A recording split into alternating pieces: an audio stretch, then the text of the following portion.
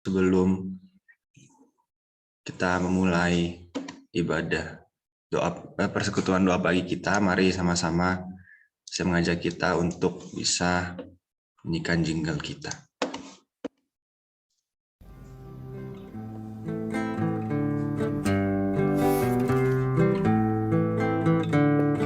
Untuk apa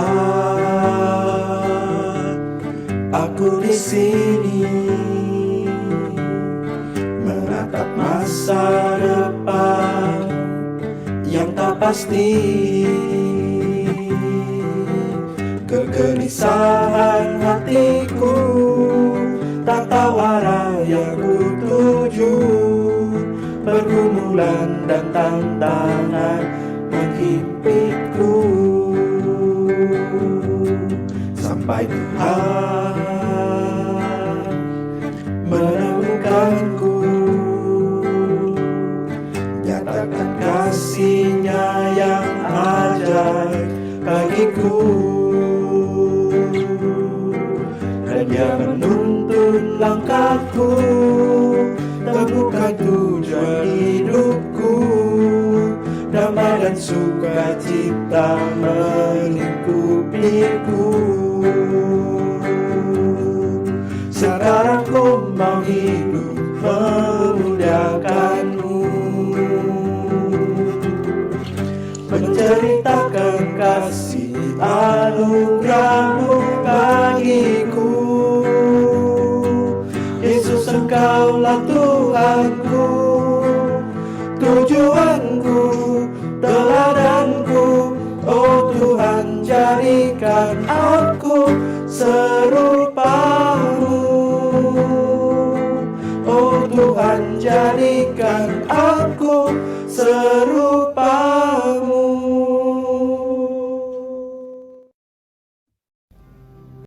Mari sama-sama kita berdoa.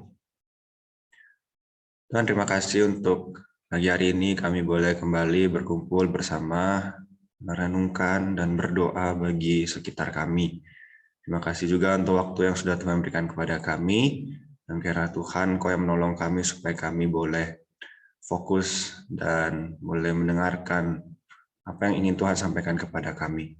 Terima kasih Tuhan, kami menyerahkan waktu ke dalam tangan Tuhan, di dalam nama Tuhan Yesus kami berdoa. Amin. Ya, saudara sekalian, kita akan menyanyikan satu lagu sebelum kita mendengarkan perkenalan firman Tuhan.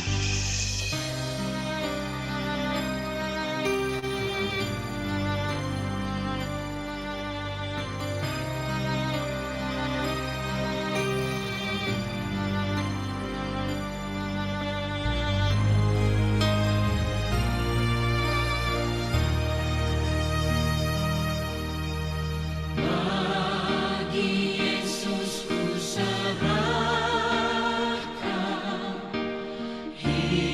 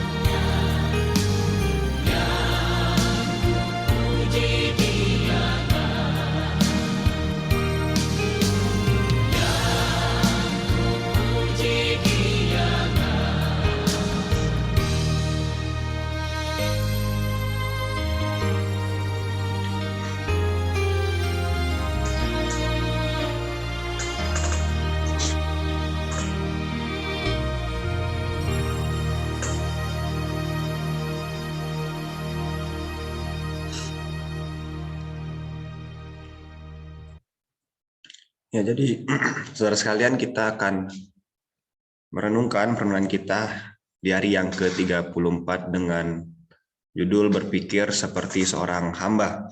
Dan kita hari ini akan membahas bagaimana itu kita sebagai seorang pelayan menjadi seorang pelayan yang sejati. Nah, saudara sekalian, untuk menjadi seorang pelayan dibutuhkan perubahan mental dan sikap di dalam diri kita.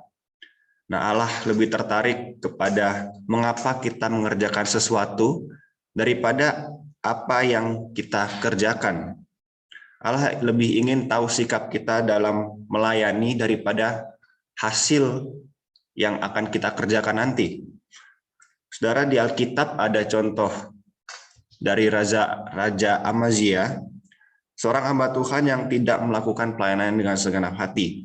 Nah, kita lihat dalam 2 Tawarik 25 ayat 2 berkata bahwa ia melakukan apa yang benar di mata Tuhan, hanya tidak dengan segenap hati.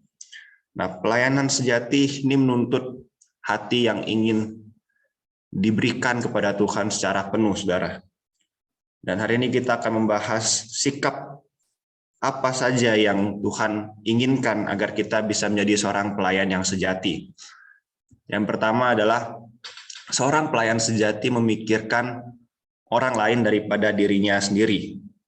Saudara, seorang pelayan mengutamakan orang lain daripada dirinya sendiri. Dan inilah kerendahan hati yang sejati, bukan dengan menganggap diri kita kurang, tapi kita kurang memikirkan diri kita sendiri. Jadi kita lebih memikirkan orang lain daripada kita memikirkan diri kita sendiri. Paulus berkata dalam 2 Filipi 2 ayat 4, lupakanlah dirimu cukup lama untuk dapat menolong orang lain.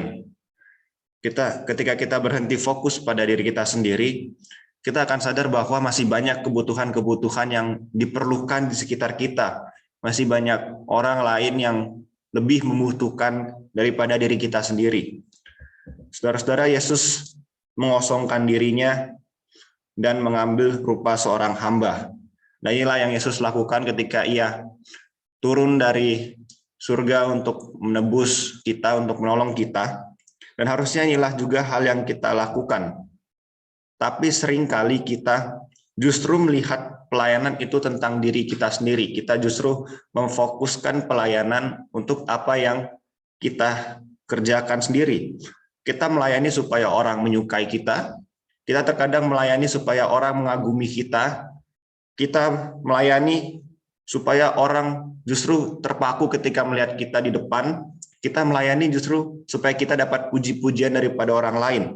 Nah, kita selalu memikirkan dampak apa yang akan kita dapatkan ketika kita melayani. Tak jarang juga kita akhirnya menjadi seperti tawar-menawar kepada Tuhan. Tuhan, ketika saya melakukan ini, Tuhan tolong dong lakukan yang itu. Tuhan, ketika saya sudah melakukan ini, Tuhan tolong dong lakukan yang itu. Nah, kita cenderung ingin mendapat sesuatu timbal balik yang setimpal dengan apa yang kita lakukan dalam pelayanan kita. Nah, tapi saudara, ini bukanlah sifat seorang pelayan yang sejati. Seorang pelayan sejati itu melupakan dirinya sendiri. Bukan tidak peduli pada dirinya sendiri, tapi peduli terhadap orang lain terlebih dahulu. Dan juga menyangkal dirinya. Dan pertanyaan bagi kita adalah bagaimana kita akan bereaksi ketika orang-orang melihat bahwa pelayanan kita itu mungkin biasa-biasa saja, atau bagaimana reaksi kita ketika kita diperlakukan seperti orang yang tidak penting.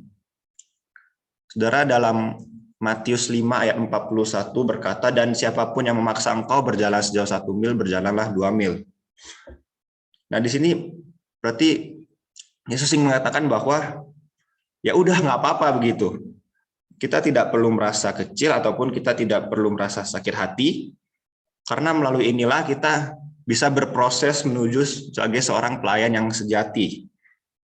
Nah, hal kedua yang kita pelajari adalah seorang pelayan sejati itu berpikir seperti pengawas dan bukan pemilik. Saudara, hal yang harus kita ingat adalah sebagai seorang pelayan atau sebagai seorang hamba begitu, kita justru mempunyai tuan gitu ya. Dan kita harus ingat bahwa Allah lah Tuhan itu, Allah lah yang mempunyai segala hal gitu. Jadi istilahnya adalah kita bukan pemilik segala sesuatu, justru kita adalah pengawas begitu. Kita adalah hamba yang Allah lapkan untuk kita untuk bisa mengawasi apa yang Tuhan miliki. Saudara, di dalam Alkitab, seorang penata layan ialah seorang hamba yang dipercayai untuk bisa mengelola hartanya. Nah, kita lihat contoh dari seorang Yusuf yang merupakan contoh yang baik sebagai seorang pelayan. Potifar mempercayakan rumahnya kepada Yusuf, kemudian kepala penjara mempercayakan urusan penjara kepada Yusuf, dan akhirnya Firaun mempercayakan seluruh bangsa itu kepadanya. Menjadi hamba atau seorang pelayan begitu berjalan beriringan. Karena Allah ingin agar kita bisa diandalkan dalam keduanya. Alkitab berkata dalam 1 Korintus pasal 4 ayat 2, yang akhirnya dituntut dari pelayan-pelayan yang demikian ialah bahwa mereka ternyata dapat dipercayai. Nah, jadi di sini kita lihat bahwa kepercayaan itu adalah sesuatu yang penting dalam kita melayani. Nah, kita harus menjaga kepercayaan yang sudah diberikan oleh Allah dalam pelayanan kita agar akhirnya kita dapat dituntut dengan baik begitu. Akhirnya kita dapat mempertanggungjawabkan apa yang kita lakukan di hadapan Tuhan. Saudara, untuk menjadi seorang pelayan gitu, kita harus menyelesaikan masalah, setidaknya ada mungkin masalah uang gitu dalam kehidupan kita. Dan Yesus berkata bahwa manusia tidak dapat mengabdi kepada dua tuan gitu. Dalam Lukas 16 ayat 13 berkata bahwa seorang hamba tidak dapat mengabdi kepada dua tuan. Kamu tidak dapat mengabdi kepada Allah dan kepada Mamon. Hidup untuk pelayanan dan hidup untuk uang merupakan tujuan yang eksklusif. Jika kita seorang pelayan Allah, kita tidak bisa berkata sebagian hidup kita untuk diri kita sendiri, sebagian hidup kita hidup untuk Allah. Enggak, kita nggak bisa berkata seperti itu.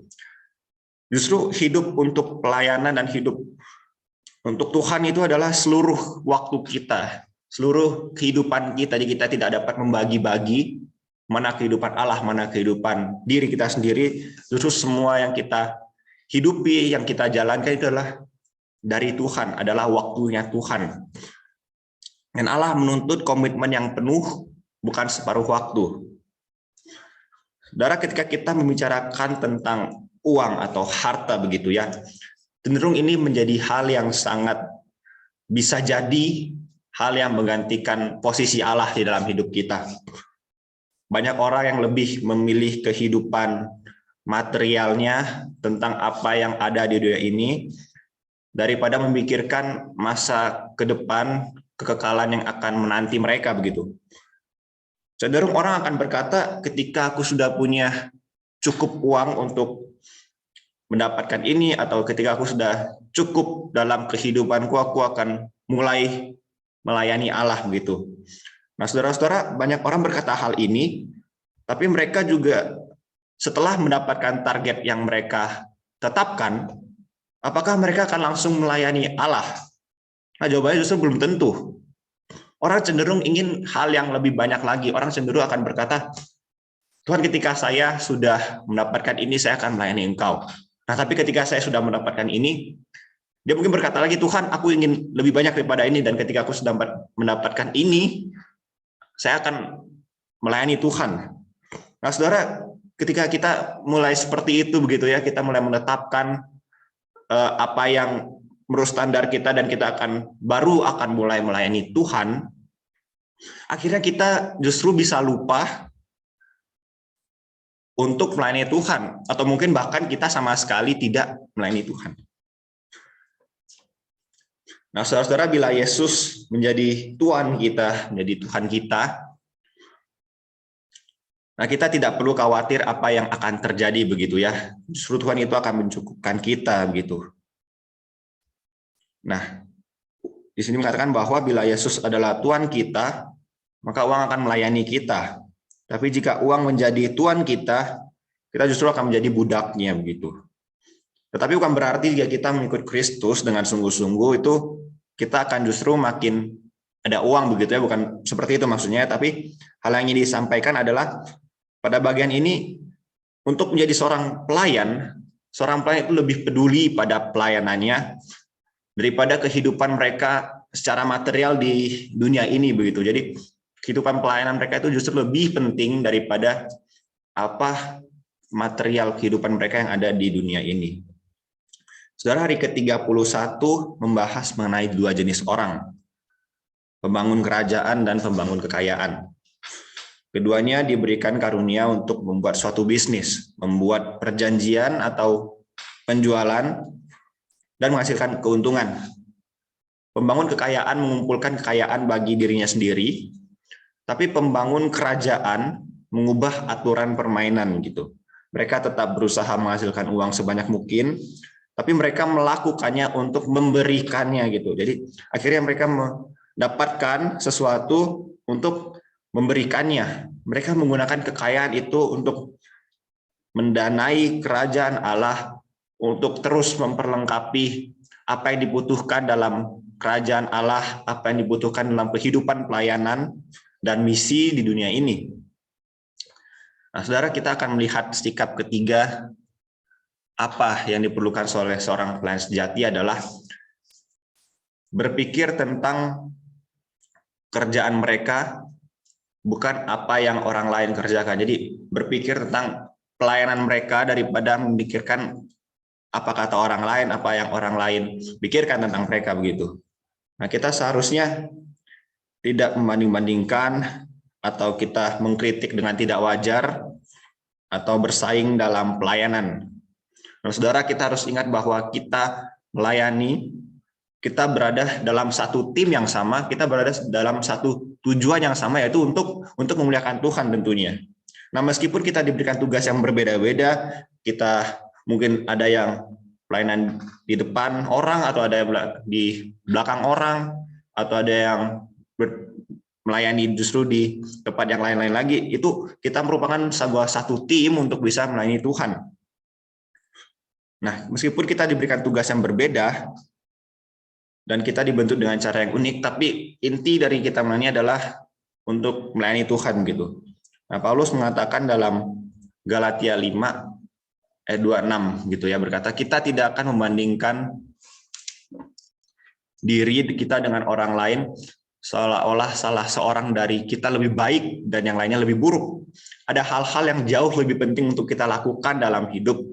Kita masing-masing adalah ciptaan yang asli. Saudara, tidak ada tempat bagi kita untuk iri hati, tidak ada tempat bagi kita untuk merasa tersaingi dalam pelayanan. Dan ketika kita sibuk melayani, kita tidak ada waktu untuk mengkritik tentunya. Setiap waktu yang kita habiskan untuk mengkritik orang lain, justru itu adalah waktu yang sebenarnya baik digunakan untuk bisa melayani.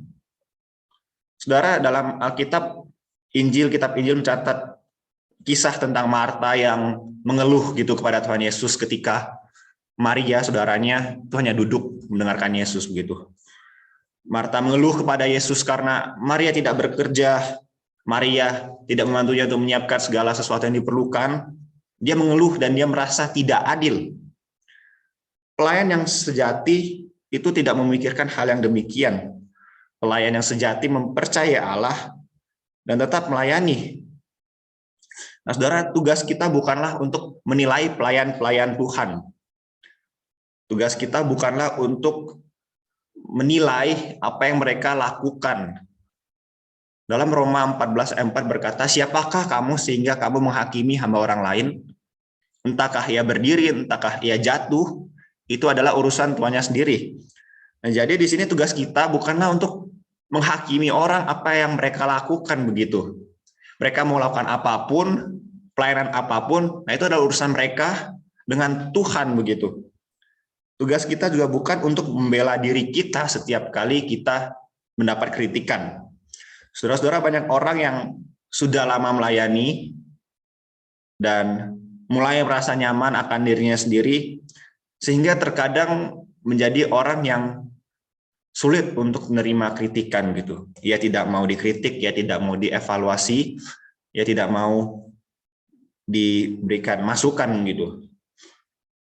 Nah, tapi di sini kita tahu bahwa itu adalah urusan dia, dengan tuannya sendiri. Nah, biarkanlah Tuhan yang menanganinya. Nah, kita harus belajar seperti Musa dari teladan Musa yang menunjukkan kerendahan hati di depan lawannya. Seperti juga Nehemia 6 ayat 3 berkata, aku tengah melakukan sesuatu pekerjaan yang besar, aku tidak bisa datang. Untuk apa pekerjaan ini terhenti oleh sebab aku meninggalkannya dan pergi kepada kamu? Nah, di sini berarti Nehemia memberikan tanggapannya terhadap para pengkritik yang mengkritiknya ketika Nehemia dan bangsa Israel sedang membangun tembok. Jika kita melayani seperti Yesus, kita tentu akan dikritik. Dunia tentu menentang apa yang akan kita lakukan, dan justru dunia tidak akan menghargai apa yang kita lakukan. Nah, salah satu tindakan kasih yang paling indah yang ditunjukkan oleh Yesus adalah ketika dia membela Maria yang menuangkan parfum yang mahal dan berharga itu. Orang-orang banyak itu termasuk murid-muridnya sendiri beranggapan bahwa itu pemborosan, harusnya itu minyak mahal yang kamu bisa simpan baik-baik dan akhirnya kamu bisa jual itu untuk kehidupanmu begitu. Tetapi Yesus melihatnya bukan sebagai pemborosan, bukan sebagai kesia-siaan, tapi Yesus melihatnya itu sebagai perbuatan yang baik dan seharusnya itulah yang penting. Pelayanan kita untuk Kristus tidak pernah merupakan pemborosan gitu, tidak peduli apapun yang orang lain katakan. Pelayanan kita untuk Kristus itu tidak pernah menjadi suatu kesia-siaan gitu. Saudara-saudara, kita harus lebih waspada tentang apa yang Yesus katakan tentang kita dibanding apa yang orang lain katakan tentang kita. Kita justru harus lebih memikirkan apa yang Tuhan pikirkan tentang kita daripada apa yang orang lain memikirkan tentang kita. Dan jika kita dapat menyelesaikan dengan baik begitu ya, kita tentu rindu untuk bisa dipuji oleh Tuhan, untuk bisa dibanggakan oleh Tuhan begitu. Dan Tuhan mencatat bahwa Engkau adalah hambaku yang baik begitu ya, ketika kita bisa melayani dengan baik. Dan harusnya kita lebih memikirkan kata-kata Tuhan yang seperti itu daripada kita memikirkan kata-kata orang lain, kritikan orang lain, ataupun omongan-omongan yang tidak membangun dari orang lain. Nah, saudara, yang selanjutnya adalah kita sebagai seorang pelayan sejati, kita harus mendasarkan identitas kita di dalam Kristus. Kita harus ingat bahwa kita sudah dikasihi dan diterima oleh karena kasih karunia Tuhan. Maka sebagai seorang pelayan sejati, kita tidak harus membuktikan kelayakan kita di dalam melayani. Pelayan sejati rela menerima pekerjaan yang orang lain anggap kurang untuk dikerjakan. Dan salah satu tindakan yang paling hebat tentang melayani adalah tindakan Yesus yang membasuh kaki murid-muridnya. Nah, saudara-saudara, membasuh kaki merupakan hal yang cenderung sangat tidak terpuji begitu ya pada saat itu. Itu adalah sebuah pelayan, itu adalah sebuah hal yang justru terbilang sangat rendah begitu. Ketika kita melakukan sesuatu yang dianggap tidak apa-apanya oleh orang lain, tentu kita cenderung akan rendah diri. Atau bahkan kita tidak mau menerima hal itu lagi sebagai sebuah pelayanan. Contoh, mungkin kita hanya membersihkan ruangan, atau kita hanya menjadi pemegang kunci pintu gitu di gereja. Mungkin orang-orang akan melihatnya itu sebagai sebuah pelayanan yang biasa-biasa saja, atau mungkin sebuah pelayanan yang sebenarnya orang lain anggap itu kan pelayanan gitu ya. Namun Yesus tidak begitu. Dia tahu bahwa siapa dirinya, dan Yesus tahu bahwa itu adalah pelayanan yang baik begitu. Yohanes 13 ayat 3-4 berkata, Yesus tahu bahwa Bapaknya telah menyerahkan segala sesuatu kepadanya, dan bahwa ia datang dari Allah dan kembali kepada Allah. Lalu bangunlah Yesus dan menanggalkan jubahnya. Ia mengambil sehelai kain lenan dan mengikatkannya pada pinggangnya. Dan di sini Yesus tahu bahwa segala sesuatu itu sudah diserahkan kepada Yesus begitu. Ya, kita lihat bahwa apapun yang kita kerjakan gitu, itu bukanlah sebuah kesia-siaan begitu ya. Yesus melihatnya itu sebagai pelayanan. Dan jika kita mau menjadi seorang pelayan, kita harus menaruh identitas kita kepada Kristus. Dan hanya orang percaya diri yang bisa melayani. Orang yang tidak percaya diri selalu melakukan hal tergantung perkataan orang lain. Mereka takut lama-kelamaan kelemahan-kelemahan mereka itu akan tersingkap, dan akhirnya mereka ujung-ujungnya bakal self-defense begitu, akan membela diri mereka sendiri. Nah, semakin kita tidak percaya diri, semakin kita ingin agar orang lain melayani kita, dan semakin kita membutuhkan penghargaan atau pengakuan dari mereka, kita tidak akan menjadi sebuah pelayan yang baik di mata Tuhan. Dan Henry Nouwen berkata bahwa agar dapat melayani orang lain, kita harus mati untuk mereka. Yaitu kita harus berhenti mengukur arti dan nilai diri kita dengan ukuran orang lain. Jadi kita bebas untuk berbelas kasihan. Nah, saudara, ketika kita melayani, kita harus berhenti mengukur diri kita menurut ukuran orang lain. Ya kalau kapasitas kita segitu, ya segitu aja, cukup, kita udah cukup untuk bisa melayani. Kalau kapasitas kita mungkin lebih besar, ya kita lakukan yang lebih besar, yang baik untuk melayani Tuhan gitu. Nah, kita tidak perlu memikirkan apa kata orang lain, mengukur arti, nilai diri kita menurut ukuran orang lain gitu. Ketika kita mendasarkan nilai dan identitas kita kepada hubungan kita dengan Kristus, kita akan dibebaskan dari harapan-harapan orang lain. Dan itu memungkinkan kita untuk sungguh-sungguh melayani mereka dengan yang terbaik. Seorang pelayan tidak perlu memiliki penghargaan untuk membuktikan pelayanannya. Seorang pelayan tidak perlu menuntut untuk disapa dengan mungkin gelar atau hal yang lain. Seorang pelayan tidak perlu membungkus diri mereka dengan sesuatu yang luar biasa atau sesuatu yang wow begitu. Seorang pelayan harus paham bahwa hal-hal seperti itu tidak diperlukan, dan ia tidak mengukur nilai mereka dengan keberhasilannya. Paulus mengatakan dalam 2 Korintus 10 ayat 18, sebab bukan orang yang memuji diri yang tahan uji, melainkan orang yang dipuji Tuhan. Jika ada orang yang memiliki kesempatan untuk memamerkan saudaranya yang terkenal, nah saudara, orang itu adalah Yakobus, saudara tiri Tuhan Yesus. Dia memiliki bukti kebenaran tentang bertumbuh bersama Yesus sebagai saudaranya.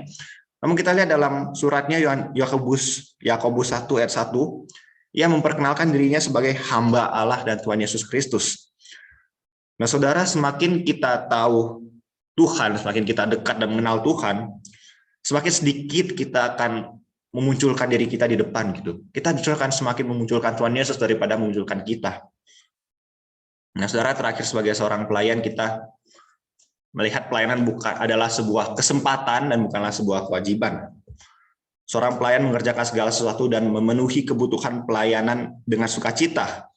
Nah, mengapa dengan sukacita? Karena seorang pelayan tahu apa artinya melayani yang sesungguhnya. Seorang pelayan juga mengasihi Yesus dan bersyukur atas karunia yang diberikannya. Seorang pelayan tahu bahwa Allah telah menjanjikannya sebuah pahala. Dalam Yohanes 12 ayat 26, Yesus berkata, barang siapa melayani aku, ia akan dihormati Bapa. Dan Paulus dan surah Ibrani juga mengatakan, Ibrani 6 ayat 10, sebab Allah bukan tidak adil, sehingga ia tidak lupa akan pekerjaanmu dan kasihmu yang kamu tunjukkan terhadap namanya oleh pelayanan kamu kepada orang-orang kudus yang masih kamu lakukan sampai sekarang. Nah, saudara, coba bayangkan apa yang terjadi jika seandainya 10% saja dari semua orang Kristen di dunia ini sungguh-sungguh melayani, melakukan peran mereka sebagai pelayan yang sejati. Bayangkan semua hal itu bisa diselesaikan dengan baik. Nah, apakah kita mau jadi salah satunya? Apakah kita mau menjadi salah satu sebagai seorang pelayan yang sejati itu? Saudara, tidak peduli usia kita, Allah itu memakai kita, siapapun kita, jika kita mulai melakukan dan berpikir sebagai seorang pelayanan. Nah, seorang teolog berkata bahwa satu-satunya orang yang benar-benar berbahagia adalah mereka yang telah belajar bagaimana melayani begitu. Nah, saudara-saudara, untuk renungan kita pada pagi hari ini, apakah kita lebih mementingkan untuk dilayani, atau kita lebih mementingkan cara untuk melayani orang lain? Apakah kita lebih mementingkan untuk orang lain melayani kita, atau kita lebih penting mencari cara dengan sungguh-sungguh untuk bisa melayani Tuhan begitu. Nah, saudara, biarlah pagi hari ini kita kembali diingatkan bahwa kita adalah pelayan Kristus. Tidak peduli kita siapa, tidak peduli latar belakang kita seperti apa, kita tetap sama di hadapan Kristus. Ingat juga bahwa melayani berarti kita juga rela melakukan segala hal yang membawa orang lain juga merasakan Kristus. Kita ingin orang lain bersama-sama dengan kita berbahagia karena boleh melayani Kristus. Kita memberikan kepentingan orang lain daripada diri kita sendiri. Dan mari kita melihat bahwa pelayanan sudah diberikan kita sebagai seorang pelayan adalah sebuah kesempatan karena kita sudah ditebus oleh Kristus. Sehingga kita akhirnya boleh melayani Kristus, kita akhirnya boleh membawa orang-orang lain juga akhirnya ikut kita melayani Kristus. Adalah ingat bahwa hidup kita adalah bagi Yesus, bagi Kristus, termasuk dengan pelayan-pelayan kita adalah semuanya bagi Kristus. Nah, saudara, sebelum kita masuk pokok doa syafaat, mari kita berdoa. Dan terima kasih untuk perenungan pagi hari ini. Kami bersyukur, kami terus diajarkan untuk boleh menjadi seorang pelayan yang sejati. Ajar kami Tuhan untuk setiap hari boleh memikirkan hidup kami, untuk boleh memikirkan kepentingan orang lain, untuk melihat bahwa kesempatan ini adalah sesuatu kesempatan pelayanan yang Tuhan berikan karena Tuhan sudah terlebih dahulu mengasihi kami. Dan ini adalah respon kami Tuhan, kami ingin menjadi seorang pelayan yang sungguh-sungguh karena Tuhan Engkau yang menolong kami. Dalam nama Tuhan Yesus kami berdoa. Amin. Nah, mari selanjutnya kita akan mendoakan beberapa pokok doa. Yang pertama kita akan berdoa untuk dunia, untuk orang Kristen di dunia terkhususnya, dan untuk Indonesia. Nah, mari sama-sama kita berdoa. Tuhan, kami kembali bersyukur untuk dunia yang boleh Tuhan berikan kepada kami. Tuhan, begitu banyak hal yang dunia kami rasakan termasuk dengan kami, dan kiranya Tuhan sebagai anak Tuhan di tempat ini, di dunia ini yang sudah Tuhan tempatkan kepada kami boleh sungguh-sungguh hidup menjadi anak Tuhan yang menjadi garam dan terang dunia. Tuhan tolong ajarkan untuk semua orang Kristen, untuk semua anak-anak Tuhan di dunia ini, supaya mereka boleh memiliki hati, untuk memiliki hati yang sungguh-sungguh berpegang pada Tuhan, hati yang sungguh-sungguh bisa melayani Tuhan, hati yang memiliki iman kepada Kristus. Dan kami menyerahkan Tuhan untuk dunia ini, khususnya untuk berbagai hal-hal, termasuk perang-perang ada di dunia ini ya Tuhan. Kami menyerahkan kepada Tuhan untuk semua hal itu. Tuhan yang berbelas kasih atas mereka, Tuhan yang menolong, turun tangan, campur tangan dalam kehidupan mereka masing-masing. Dan kami juga berdoa untuk Indonesia, bangsa kami Tuhan. Kami bersyukur untuk COVID yang boleh turun dan semakin baik. Begitu kami juga bersyukur untuk setiap vaksin yang sudah terus dijalankan. Dan kiranya Tuhan melalui masa-masa ini juga kami juga selalu boleh menerapkan protokol kesehatan dengan baik. Dan berilah kami kepekaan Tuhan dalam menjaga diri kami dan juga menjaga diri orang lain. Nah, Tuhan, kami menyerahkan untuk kehidupan perekonomian di negara kami, begitu banyak hal-hal yang naik harganya Tuhan. Kiranya Tuhan menolong kami untuk melihat hal ini dengan bijak, melihat kacamata dari Tuhan apa yang perlu kami lihat. Kami menyerahkan Tuhan untuk Indonesia ke dalam tangan Tuhan. Biarlah melalui kami tempat ini kami boleh terus menginjili, bersaksi bagi orang-orang di luar sana. Terima kasih Tuhan, di dalam nama Tuhan Yesus kami berdoa. Amin. Selanjutnya kita akan berdoa untuk gereja yang akan melaksanakan HUT ke-40 dan acara Paskah, juga untuk jemaat-jemaat kita yang sakit. Mari kita berdoa. Dan kami juga bersyukur untuk GKI Immanuel yang boleh Tuhan berikan tahun ini 40 tahun untuk boleh terus melayani, terus menjangkau orang-orang, terus bersaksi, menceritakan Kristus bagi kehidupan mereka masing-masing. Dan kami menyerahkan Tuhan untuk gereja kami. Sebentar lagi kami akan merayakan Paskah. Tuhan kiranya menolong kami, biarlah kami juga boleh terus menjangkau orang untuk bisa menghadap Tuhan, untuk bisa bertemu dengan Tuhan dalam persiapan Paskah yang akan minggu depan dilaksanakan. Tuhan yang menolong kami supaya kami juga punya hati yang siap untuk boleh menyambut Jumat Agung itu dan untuk boleh merayakan Paskah. Tuhan tolong pimpin setiap persiapan yang ada. Tuhan yang menolong hal-hal yang diperlukan, hal yang dibutuhkan, kiranya Tuhan cukupkan. Kami juga berdoa untuk acara HUT 40 tahun. Dan kami bersyukur kiranya Tuhan yang terus menolong mempersiapkannya. Dan kami juga berdoa untuk jemaat-jemaat saudara-saudara kami yang lemah tubuh. ada Bapak Bong Iping, ada Bapak Wan Han Chiang, ada Bapak Lee Semeu, ada Ibu Dang Ikwan, ada Ibu Juliani Yusuf, ada Ibu Li Hueme. Tuhan, kami menyerahkan mereka semua ke dalam tangan Tuhan. Dan kiranya Tuhan, Kau yang ikut turut campur dalam kehidupan mereka, Kau yang menolong mereka, campur tangan dalam kehidupan mereka, supaya akhirnya mereka boleh dipulihkan melalui apa yang mereka butuhkan, istirahatkah, atau mungkin melalui obat atau melalui dokter. Kiranya Tuhan yang memakai semua itu untuk menjadi alat supaya mereka akhirnya boleh dipulihkan. Ya Tuhan, kami menyerahkan kepada Tuhan, kiranya Tuhan yang sertai sampai semua ini boleh jalan dengan lancar. Terima kasih Tuhan, menyerahkan dalam nama Tuhan Yesus. Amin.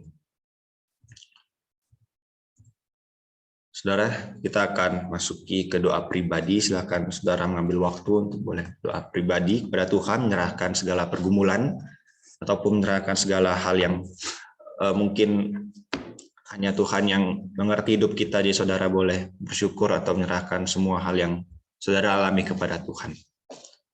Silakan saudara berdoa.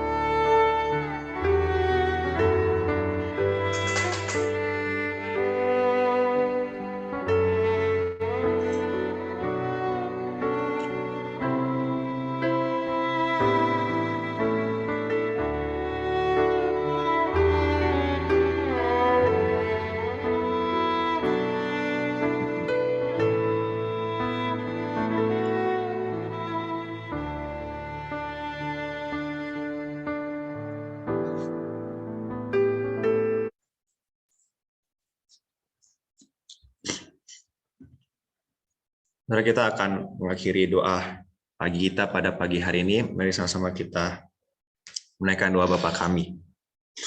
Bapa kami yang di surga, dikuduskanlah namamu, datanglah kerajaan-Mu, jadilah kehendak-Mu di bumi seperti di surga.